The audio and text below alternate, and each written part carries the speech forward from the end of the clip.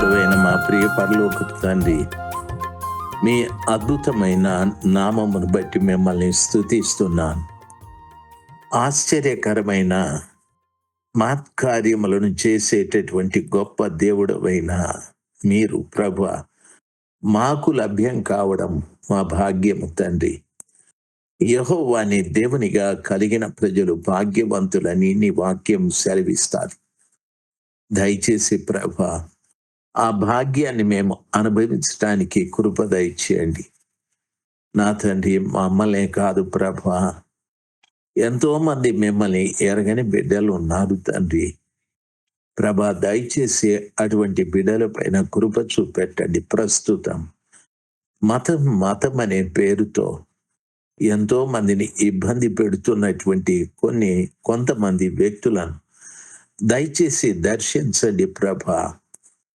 వారి పట్ల ప్రభా మీ ఆలోచనలు మా తండ్రి మీరు ఒక విధంగా ఆలోచన చేసి వారి జీవితాల్ని మార్చుమని ప్రార్థిస్తున్నా.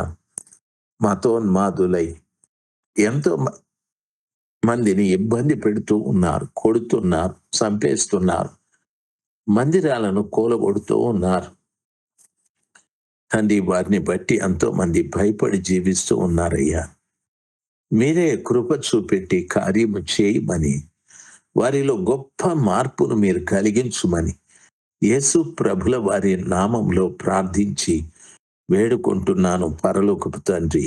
Amen, amen. ఆగస్టు మాసం 13వ తారీఖు 2026 గురువారం. నెహెమ్యా గ్రంథము 13వ అధ్యాయము 26వ వచనం. 25వ వచనంలో వారిలో కొంతమందిని కొట్టాడు ఆయన నెహెమ్యా. వారి తల వెంట్రుకలను పెరికేశాడు. వారి కుమారులకు కుమార్తెలను ఈయకయు, మీ కుమారులకైనను మీకైనను వారి కుమార్తెలను పుచ్చుకొనకయు ఉండాలి అని వారి చేత దేవుని పేరట ప్రమాణము చేయించాడు. ప్రియులారా, కొట్టడమే కాదు, దేవుని నామంలో వారిని ప్రమాణము చేయించాడు ఆ పని చేయమోనని. ఇటు కార్యములు జరిగించి ఇశ్రాయేలీయుల రాజైన సొలొమోను పాపము చేయలేదా? అనేక జనములలో అతని వంటి రాజు లేకపోయినను అతడు తన దేవుని చేత ప్రేమింపబడిన వాడై ఇశ్రాయేలీయుల అందరి మీద రాజుగా నియమింపబడినను అన్య స్త్రీలు అతని చేత సహా పాపము చేయించలేదా అని సొలొమోన్ని ఉపమాన రీతిగా చెప్పాడు. ఈ రోజున ప్రభు పిల్లలైన మనం వారికే కాదు, సొలొమోను గారు చాలా గొప్ప వ్యక్తి. ఆయన అభిషేకించబడిన దినాన గొప్ప కార్యాలు జరిగాయి. దరిదాపు ఆయన 1000 దహన బలులను అర్పించాడు. ఓ ఇత్తడి చప్పరమును వేసి అక్కడ ఆయన మోకాళ్ళ మీద నిలబడి ప్రార్థన చేస్తే తాను అర్పించిన బలి పశువులను బలిపీఠం మీద పెట్టినప్పుడు ఆకాశం నుండి అగ్ని వచ్చి వాటిని కాల్చి బూడిదగా చేశాది. అంత గొప్ప ప్రార్థనాపరుడు. దేవుడు ఆయన ప్రార్థన ఆలకించి నీకేం కావాలి అని అడిగితే ఆయన చెప్పిన మాట, నాకు తెలివి ఇవ్వండి, వివేకం ఇవ్వండి, జ్ఞానం ఇవ్వండి అని అడిగాడు. ఆ ప్రభుల వారు చెప్పిన మాట, శత్రువుల మీద విజయము కానీ లేక ధనము ఘనతల్ని నీవు అడగలేదు గనుక నీవు అడిగినట్టు తెలివిని, వివేకాన్ని, జ్ఞానమును, ధనఘనతల్ని కూడా నీకు ఇస్తానని ప్రభుల వారు సెలవిచ్చారు.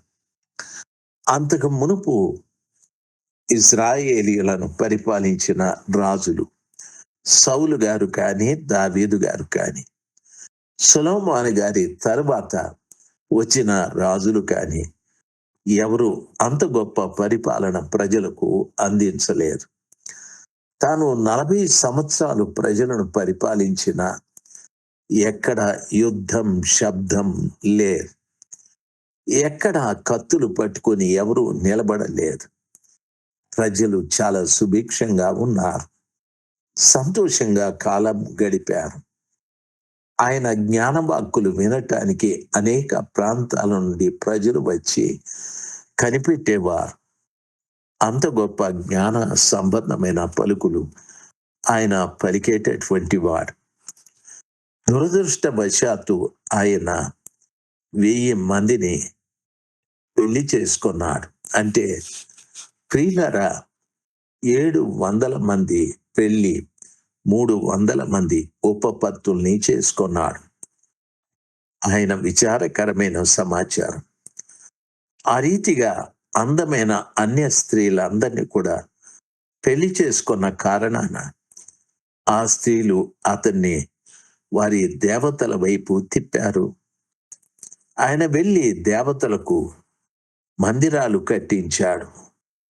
యెరూషలేము దేవాలయం ఎదురుగా ఉన్న కొండ మీద అన్య దేవతలకు ఆయన బలిపీఠాన్ని కట్టి అక్కడికెళ్ళి బలులు అర్పించాడు.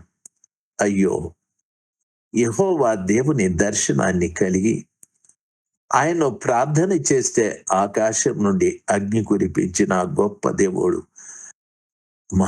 మరిచిపోయాడు. ఈ అందమైన స్త్రీలతో లాలనపడి ఆఖరికి దేవుడు తన ప్రార్థన విన్నాడు, గొప్ప కార్యాలు జరిగాయనే ఆ జ్ఞానం పూర్తిగా నశించి ఆ స్త్రీ లోలుడై పూర్తిగా ఆత్మీయ నేత్రాలు మూసుకుపోయాయి. జీవితంలో చాలా విచారకరమైన పరిస్థితుల్లోకి వెళ్ళిపోయాడు. దైవ జనాంగమా, దేవుని పిల్లలుగా ఆలోచించాలి. ఒకప్పుడు నువ్వు ప్రారంభంలో ఎంత భక్తిగా ఉండేవాడివి, అమ్మా ఎంత భక్తి పరురాలుగా ఉండేవాడివి. ఈరోజు నీ భక్తి ఏమయ్యాది? అయ్యా, ఆలోచించు. నీ ప్రార్థన ఏమయ్యాది? దేవునితో నువ్వు నడిచిన అనుభవాలు ఏమయ్యాయి? దేవుడు నీ జీవితంలో చేసిన గొప్ప కార్యాలు ఏమయ్యాయి?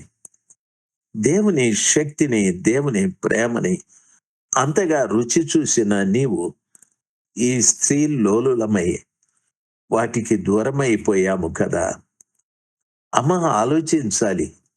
పురుషుల ఆ మమకారంలో పడి పాడైపోయాము కదా. దయచేసి గమనించాలి. ఇవి శాశ్వతమైనవి కాదు కదా. అవన్నీ కూడా శాశ్వతమైనవి. శాశ్వతమైనది దేవుడే కదా. ఆయన వైపు చూద్దాం. ఆ మహోన్నతుడైన దేవుని యొక్క మహాకనికరం మరలా ఒక్కసారి ఇలాంటి బిడ్డలను దర్శించి వారి జీవితాలను మార్చేటట్టుగా ప్రభు వైపు మనము తిరుగుదాం. దేవుని వాక్యం ఈ రీతిగా సెలవిస్తాది. ప్రియులారా, ప్రధాన యాజకుడును ఎల్యాషీబు కుమారుడు నైన మోయాద కుమారులలో ఒక్కడు హరోనీయుడైన సన్బలుటనకు అల్లుడాయను. ఒకదానిని బట్టి నేను అతని నా యొద్ద నుండి తరిమితిని.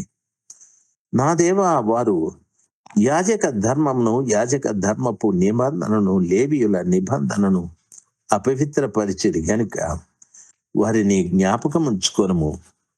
ఈలాగున వారు ఏ పరదేశుల్లోనూ కలియకుండా వారిని పవిత్రపరిచి ప్రతి యాజకుడును, ప్రతి లేవీయుడును విధి ప్రకారముగా సేవ చేయనట్లు నియమించి తిని, మరియు కావలసి వచ్చినప్పుడెల్లా కట్టెలు, అర్పణను, ప్రథమ ఫలములను తీసుకుని వచ్చున్నట్లుగా నేను నియమించి తిని.